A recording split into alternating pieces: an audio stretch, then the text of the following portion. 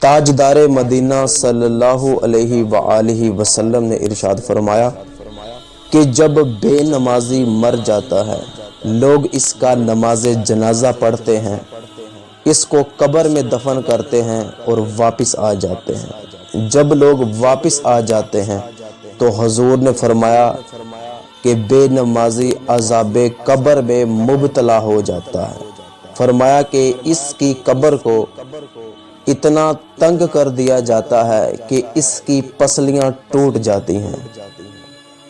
اور نبی پاک صلی اللہ علیہ وآلہ وسلم نے ارشاد فرمایا کہ بے نمازی کی قبر میں ایک اللہ پاک عذاب دینے کے لیے آزدہا مقرر فرما دیتا ہے، اور اس آزدہے کا نبی پاک صلی اللہ علیہ وآلہ وسلم نے نام بھی بتایا۔ فرمایا کہ اس کا نام ہوگا الشجاع الاقرع، یعنی کہ گنجا سانپ۔ جب بے نمازی کو قبر میں دفن کر دیا جائے گا، لوگ واپس آ جائیں گا، وہ عذاب قبر میں مبتلا ہو جائے گا، تو وہ آزدہا قبر میں آئے گا اور میت کو اٹھا کر اس سے کلام کرے گا، کہے گا کہ میرے رب نے، تیرے رب نے مجھے تجھ پر عذاب دینے کے لیے مقرر کیا ہے۔ حضور صلی اللہ علیہ وآلہ وسلم نے ارشاد فرمایا کہ اس آزدہے کی آنکھیں آگ کی ہوں گی، اس کے ناخنوں کی لمبائی ایک دن کی مسافت ہوگی، اور جب وہ میت سے کلام کرے گا تو اس کی آواز میں بجلی کے جیسی کڑک ہوگی۔ تو وہ بندے سے کہے گا کہ مجھے حکم ہے کہ تو فجر کی نماز نہیں پڑھا کرتا تھا، میں تجھے فجر سے لے کر ظہر تک مارتا رہوں۔ پھر وہ کہے گا کہ تو ظہر کی نماز بھی نہیں پڑھا کرتا تھا، مجھے حکم ہے کہ میں تجھے ظہر سے لے کر عصر تک مارتا رہوں۔ پھر وہ کہے گا کہ تو عصر کی نماز بھی نہیں پڑھا کرتا تھا، مجھے حکم ہے کہ میں تجھے عصر سے لے کر مغرب تک مارتا رہوں۔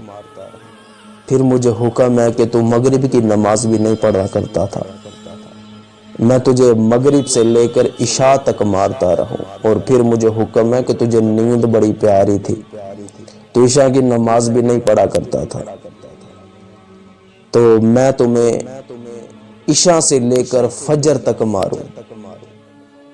تو بندہ 24 گھنٹے ہی اللہ پاک کے عذاب میں مبتلا رہے گا، فجر سے لے کر عشاء تک، پھر عشاء سے لے کر فجر تک اس آزدہے کی مار کھاتا رہے گا۔ اور حضور نے اس کی مار کی ضرب بھی ارشاد فرمائی۔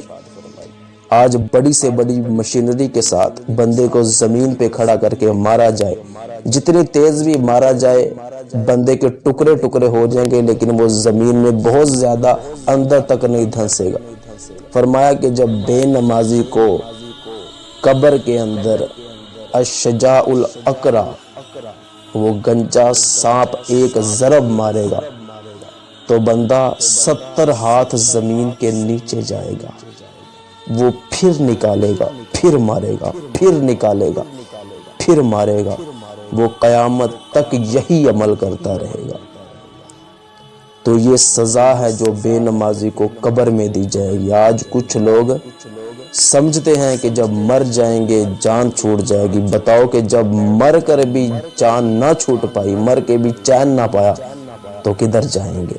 نبی پاک صلی اللہ علیہ وآلہ وسلم نے ارشاد فرمایا کہ بے نمازی جب مرے گا، اس کی بدبختی یہ ہے کہ یہ بھوکا مرے گا، پیاسا مرے گا، ذلیل ہو کر مرے گا۔ تو جب نبی پاک نے یہ ارشاد فرمایا تو کیا کوئی شک کی گنجائش ہے کہ ہم بے نمازی بھی رہیں اور موت بھی ہم شہیدوں والی تلاش کرتے رہیں، موت بھی ایسی تلاش کرے کہ مرتے ہی ہم جنت میں چلے جائیں؟ ایسا نہیں ہو سکتا۔